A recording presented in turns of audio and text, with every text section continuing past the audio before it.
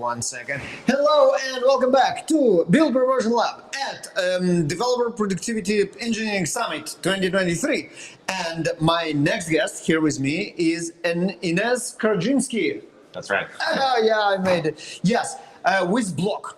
I was like, what the hell is Block? And it's actually what used to be Square, but Square is kind of 2D and Block it's kind of 3D. So yeah. I guess there is something into it that you are growing into third dimension. That's right. Yeah. What's going on? Why it's Block now? So we had Square originally and Cache application. Yep. And we use it every day, right? Yeah. Everyone uses it every day, and we didn't really have a clarity whether Cache is a part of Square or not. So we decided to create a block and consider all different business units within Block as a different size of that block in a way. So we have Square, we have Cash App, we have a couple others. One that is not very well known here in US is Tidal. We actually have a music streaming service, Tidal, that's also like part of Block. Everybody, I guess, who into high fidelity music knows about Tidal because that's one of those rare streaming services with like an insanely high quality, right? Right, yeah. That's what kind of stands it apart from everything else. Yeah, and from what I understand, like the profit sharing with artists is different than the Spotify, much more friendly. Yeah, I mentioned like US because I have a lot of friends in Europe and family, and everyone knows Tidal there.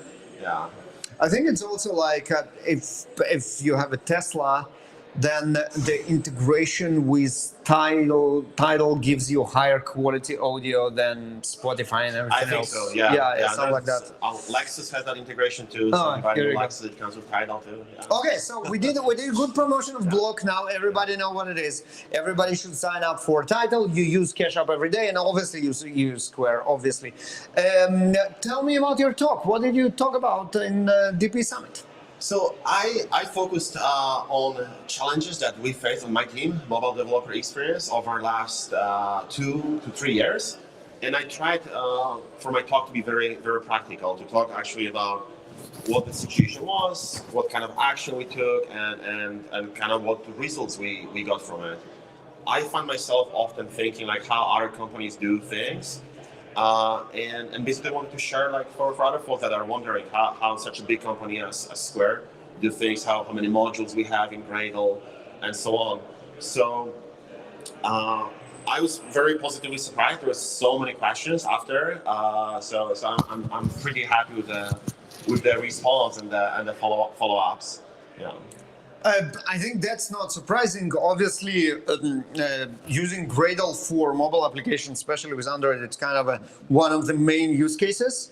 And the more complicated the build, the more complicated the app, the more complicated the build, the more interesting challenges they are. Right. And there are like interesting questions and what's not.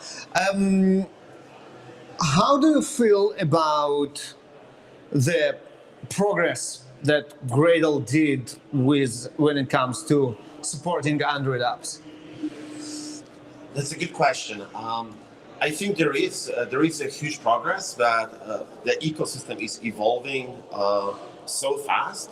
So I think it's always about this relative speed. Like it's always playing catch up with all the things that are changing. The things that JetBrains is changing, that Google is changing, the growth of our application. So this is still something that we haven't, I think as an industry, figure out like what is that state that we are going towards. It's just catching up, updating different dependencies, and so on. But isn't it natural? I mean, I don't see how we end up in some state and then we're like, okay, we're done. This is how it's gonna be. Yeah. It just seems like here is like there is never a break, which is good. It's very. This is where they pay the big bucks. Yeah. Okay. So that was like as you mentioned, very technical talk about Gradle, right? Yeah. Or was it like aspects of developer productivity engineering in general? I mean, Gradle was a big part of it. Like, I mean, we use Gradle as the only build system for our Android application. So yes, I mean everything eventually like touches on Gradle. Yeah. Yep. If you need to mention like top 3 advices for people who use Gradle for their Android build? Let's be very specific here. What would they be? What are the top 3 things that will provide the most obvious productivity gains? Well, I think what turned out to be very productive in our case is limiting what features you can use, and don't make it like free for all. Like you end up with very entangled build scripts. Like Gradle, when you have a small project, it's great. You can get started quickly. You can add different plugins, different features. There is so much. But when your project grows and you have all those plugins, and the quality of different plugins is different, the way how they are applied, you might sometimes get like really negative results. So what we did, we actually have certain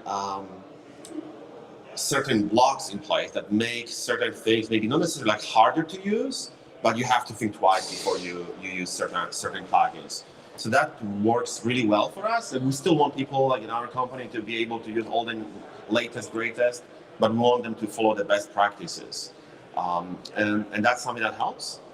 And generally, I think with team like ours, which is trying to support other developers, what is really like mind-opening is not only talking to other developers, but really trying to walk in their shoes for a little bit, like really feel the pain that those developers have, like when it comes to using Gradle or the IDE and so on.